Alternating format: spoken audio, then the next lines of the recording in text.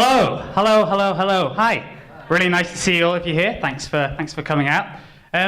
Obviously, we're at a film type thing here today. It's not actually a cinema, but it is about cinema. And I'm going to be talking about cinema today. I'm going to be talking about why we watch films, why we fork out all that money every day, every year to watch all these films at the cinema and in our very own homes. Now, a lot of people say, oh, it's escapism. It's an escapist media, isn't it, film? It doesn't matter if the film is good or bad. If it's bad, if the lighting is bad, if the characters are bad, if the plot is weak, if the soundtrack is awful, it's fine. It's just escapism. It doesn't matter. Guys, it's escapism. I can't reiterate enough how much people say escapism is the reason we have films, as if that's enough of a reason to have this huge industry. Now, I don't really agree with this. I don't think that is enough, because what do we want to escape from? Like, a lot of us have quite nice lives. If you have friends, if you have family, if you have somewhere to stay, enough food to eat, if you can afford to buy quite expensive cinema tickets, then you're doing all right. You don't really need to escape from anything at all, do you? Yet we're told that escapism is the reason we go to the cinemas. But, you don't need to. Whereas if you do have a bad life, and let's face it, some people do. Say one morning you wake up and you've been burgled and you've got no money left, so you can't make the rent, so you're evicted, and then you're out on the street and you're cold and hungry, and all your family is out on the street and they're cold and hungry and they're eaten by wolves, and you're surrounded by wolves and the bodies of your dead members of your family and friends. Then maybe seeing Sister Act 2, Back in the Habit isn't necessarily going to solve all of your problems. So escapism doesn't really cut the mustard for me. Escape is really something that we don't need to do. It's something that you would want to do if you were in a prisoner of war camp in the Second World War, or if you were trapped in a box underwater like Houdini, scrabbling to get out. We don't need to escape. And if we did want to escape, why would we want to escape to the world as represented in films? Let's just think about that world for a bit, shall we? Think about the world of Transformers. We've already mentioned Transformers 3 today. For the uninitiated, Transformers is a film about robots that can turn into cars and lorries, and these robots fight evil robots who can turn into evil cars and lorries. And this would be a horrible world to live in. Now I'm going to put my hand up right now and say that I'm not a driver, okay? I'm not a driver. I have my provisional license, that's fine, but I can't go beyond there because I'm terrified. I'm terrified of driving. I'm terrified of having this huge, massive machine that I control. I'm terrified of the damage I could cause with this machine, because lots of people die on the roads every day, don't they? And it's usually one-sided. It's usually the car that wins out in these accidents. And just imagine how much worse that would be if that car could turn into a massive robot that fired missiles at any point in time. You're driving down the road, you're going to the shops, and your car turns into a robot. Now, where are you going to park this car? You can't just walk into a multi-story car park because it's a massive robot now. It will just storm right through. And of course, if you go to the shops, then it's going to smash all the shops by stamping on them as well, which isn't a great thing for a city centre, is it? No CBD wants that in their lives. Now, these massive robots, it's okay actually, because you can park them on double yellow lines and no one's really going to put a sticker on that, because they'd get machine gunned, wouldn't they? They'd get machine gunned. So that, there's a positive here. There's a positive side to this story. That's okay. But the world of Transformers is not a nice place to live. If you can imagine having to take your theory test, your practical test, add a robot controlling test to that, and that's a whole different world of pain. Nobody wants to be in that situation. I certainly don't want to be in that situation. Now, I'm quite scared of driving, and I think that all drivers are probably out to get me. Not just me, but all pedestrians. And I think we all know this, don't we, the pedestrians in the room? We all know that all drivers are really out to get us, and one day the tables will turn, and the drivers will take us all out, basically.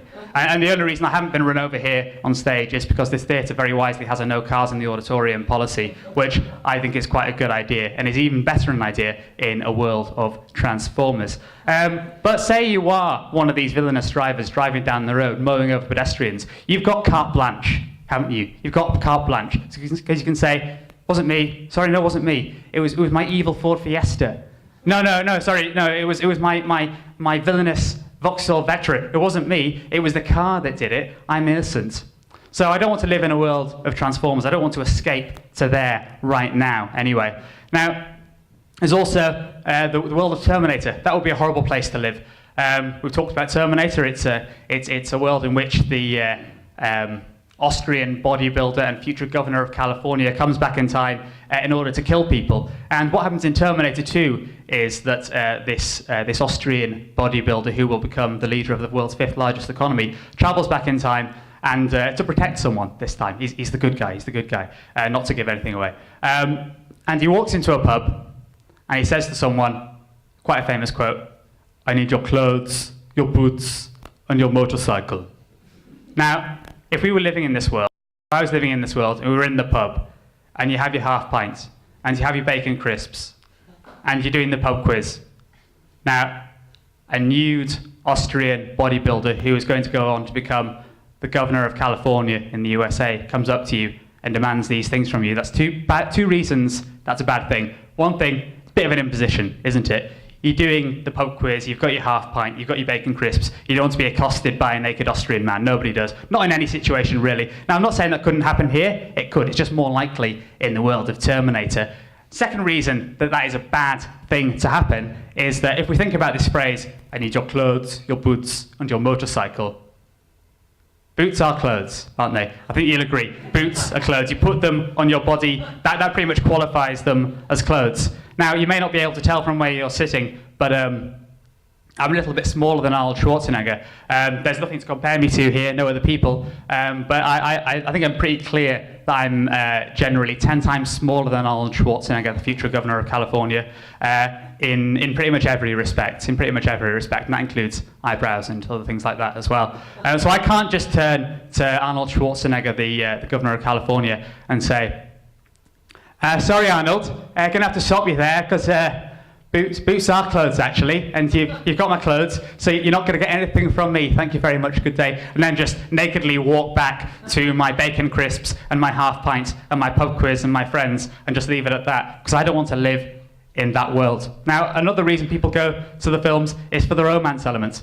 Now, ladies, you probably do this. You probably drag your fellas to the cinema, don't you, to see the romantic films, don't you? And fellas, you get dragged. But actually, fellas, sometimes you quite enjoy it, don't you, the romantic films? But it's a big mistake. Because if you're sitting in the cinema with your loved one, or if you don't have a loved one, then it's a bit of a kick in the teeth, isn't it? Sitting in the cinema with your loved one and you're watching this romantic film, your relationship can only ever come off pretty poorly in comparison. And that's nothing against your relationship. I'm sure it's lovely, but it's never going to come off well. I'm sure that these beautiful women and these handsome men don't necessarily have more interesting lives or better love lives or nicer dates or more lovely children than you. It's just that the Leonardo DiCaprios of this world, if they want to seduce the Kate Winslets of this world, they only have to keep them interested for 2 hours max. Now, for the rest of us schmucks in the real world in which I choose to live, we have to keep people interested for, if it goes well, over 2 hours. Upwards of 2 hours. 2 days, 2 weeks, 2 months, 2 years, 2 children, basically until it all goes really wrong or until somebody dies. And we have to live with that.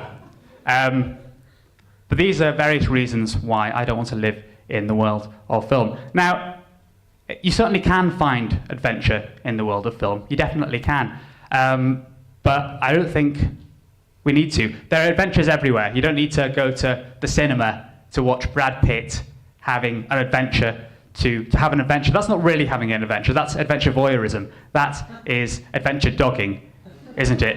And on that image, I will leave you. Thank you very much.